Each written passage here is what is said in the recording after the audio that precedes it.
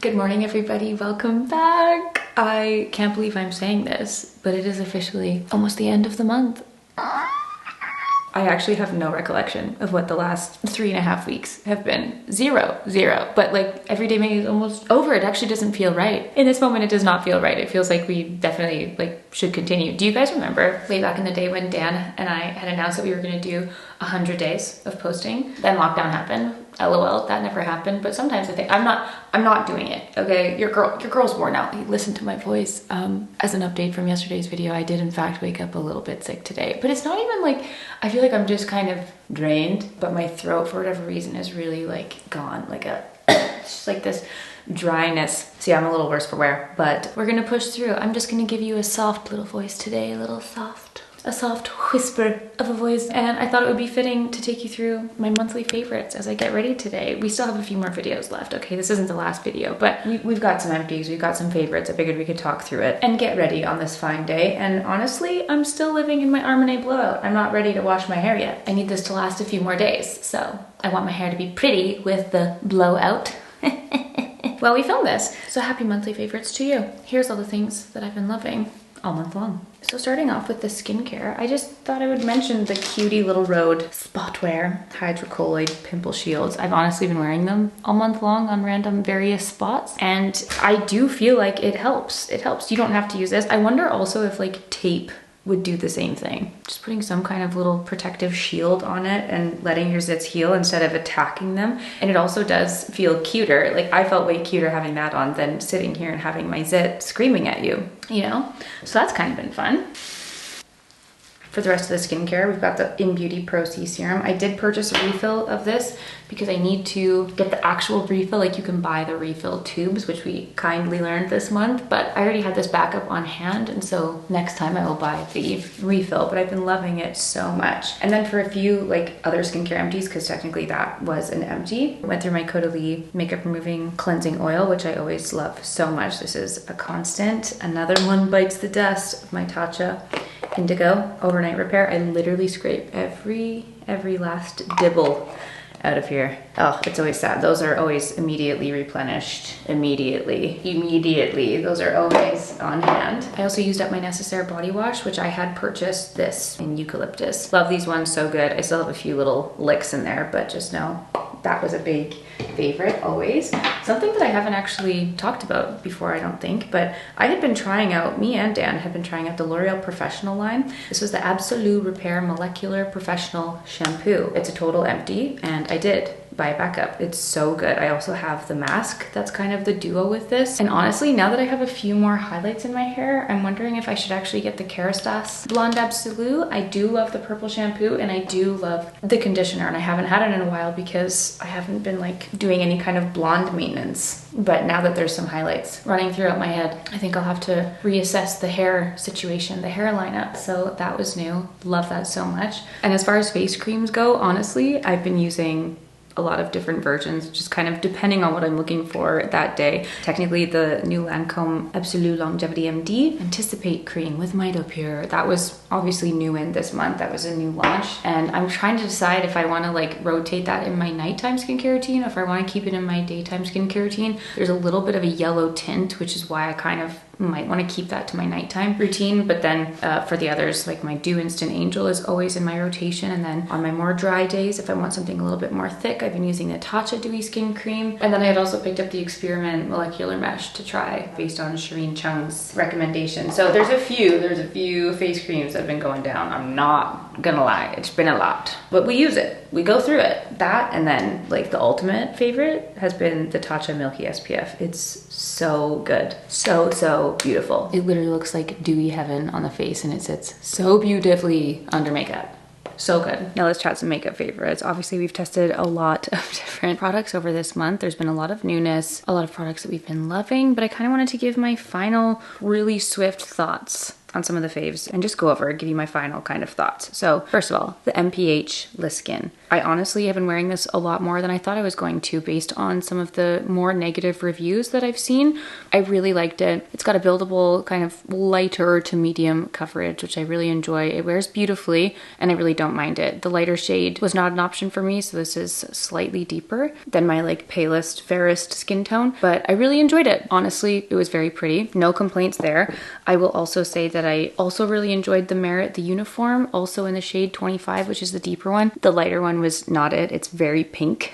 So it just doesn't work for me with my lighter skin tone. Very, very light, like barely there coverage. As far as like an SPF tint goes, on a day like today, you know, I'd definitely be wanting something with a little bit more coverage just to even out some of the anger that's going on. This would be a little too light. If you want like no coverage at all, maybe just a slight tint of color, this is going to be beautiful for you. But if I were to go out and purchase another SPF tint, I would pick up the CLE one over the Merit. I like this one more. It's a little bit dewier, a little bit more coverage. I have this one in the shade 4 light medium, which is obviously my tan shade, but it was the same thing with the CL. Like the lighter shade was not the same formula whatsoever. So both of these, I like them, but just not for my most pale girlies out there. Similar with the Charlotte Tilbury Beautiful Skin Foundation. I loved it in the deeper shade, but the pale shade was like, hell nah. So all around, honestly, so many good bases for you to try if you so wished. I'd say that consistently, obviously, my most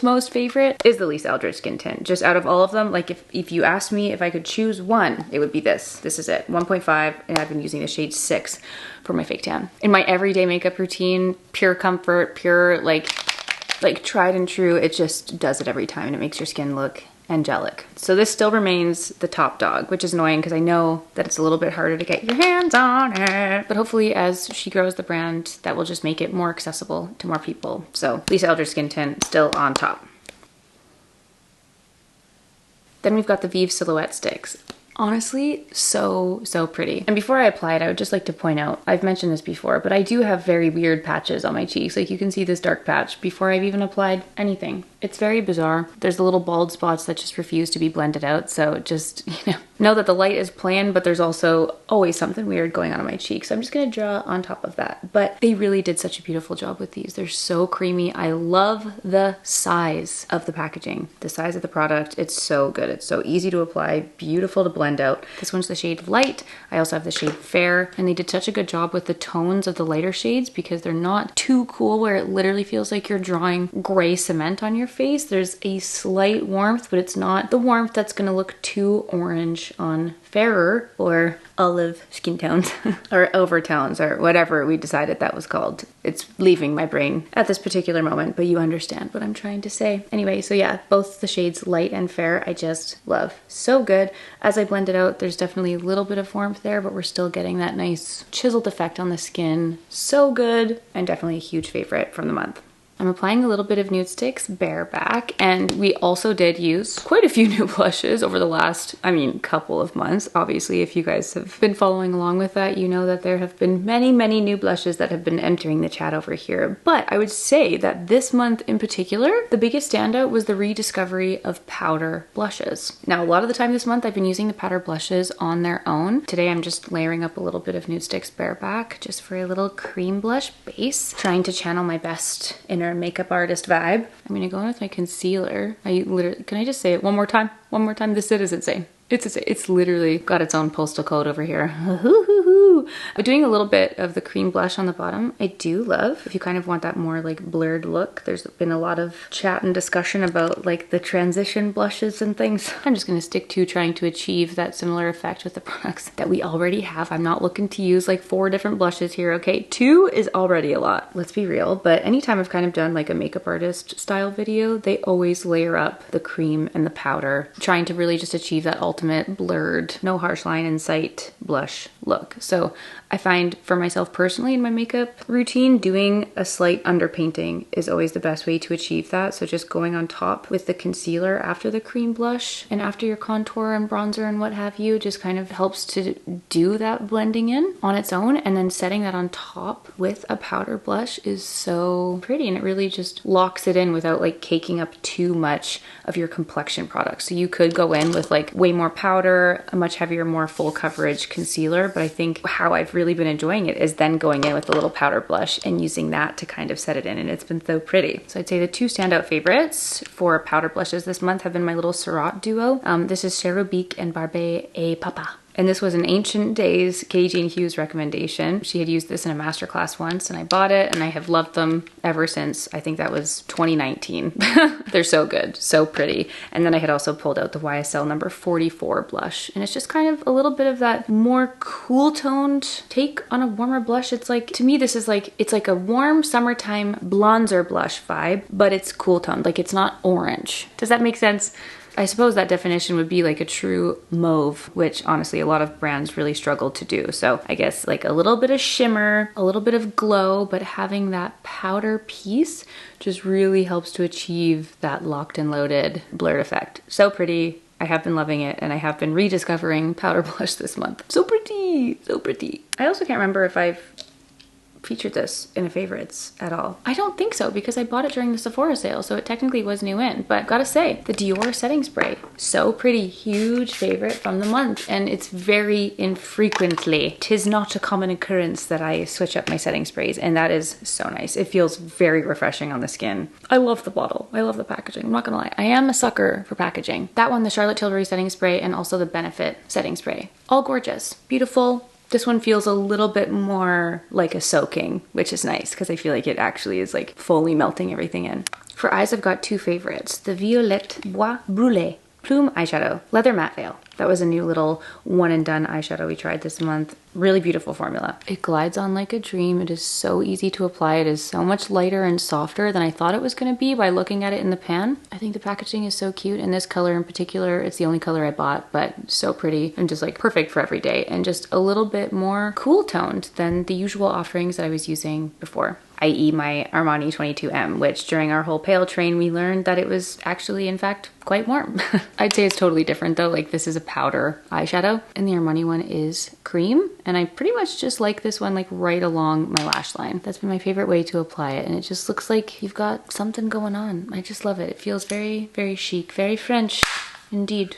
And then I just have to mention the Lancome Celestial Spark, the Idol Goddess Dimension Shadow, because this one, I love the packaging. I love a little shimmery vibe. This one's so pretty because a lot of times, like a few of the duos, like even the Patrick Ta duo that I had was like a white shimmer and then a gold shimmer, and I often just mix the two together. There's obviously so many of these like little sparkly eyeshadows, toppers that I love, but I really like the color of this one. It also feels a little bit like there's a little bit of coolness there. It's almost a little bit silvery. There's a little bit of like a mauve, pink vibe. I don't know. It's very cool. It's just really, really pretty, and I find myself reaching for this one when I'm wanting a little bit of something something on the eyes, just a little bit of shimmer. It's so pretty, and I was kind of like, where can we buy this? I didn't see it like in store anywhere, but you can order it off the Lancome website in Canada, and then it's on Ulta in the States. So really love this. Would happily try some of their other colors. I don't need any other colors, so just know that that's Celestial Spark. So pretty. Anytime I was doing a little bit of extra glam this month, that was the one that I was reaching for.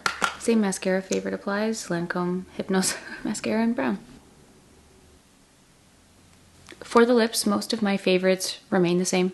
I've mostly been rocking with the same faves all month long. My Merit Bespoke Lip Liner, Wonder Skin Whimsical Lip Stain, Benefit Dark Cherry Lip Stain, Bobbi Brown Bare Lilac Lip Gloss. Like, you guys get it. We've got the faves, but did introduce two newbies to the roost. Bifro Dark Roast Pigment. This was one that surprised me. I had assumed, and you know what assuming does, it makes an ass out of you and me. I had assumed that it was going to be too dark for me, but it is so pretty. If you like her lighter milk chocolate, this is that deeper, truly darky, roasty, toasty version. And I do like that it's more cool toned. So that has been a surprising fave.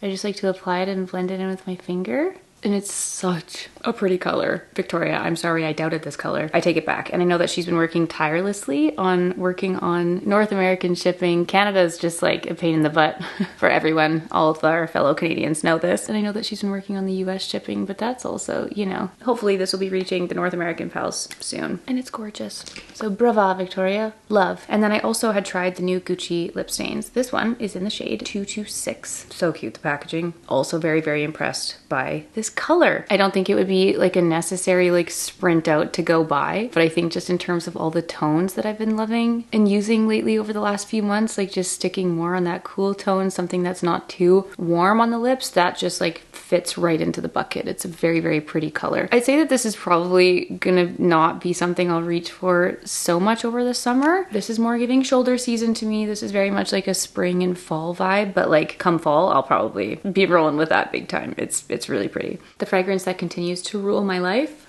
Orebella Eternal Roots. Even just opening it, I'm like, girl, am I even gonna switch it up this summer? I don't know, because it's just that good. It is that good.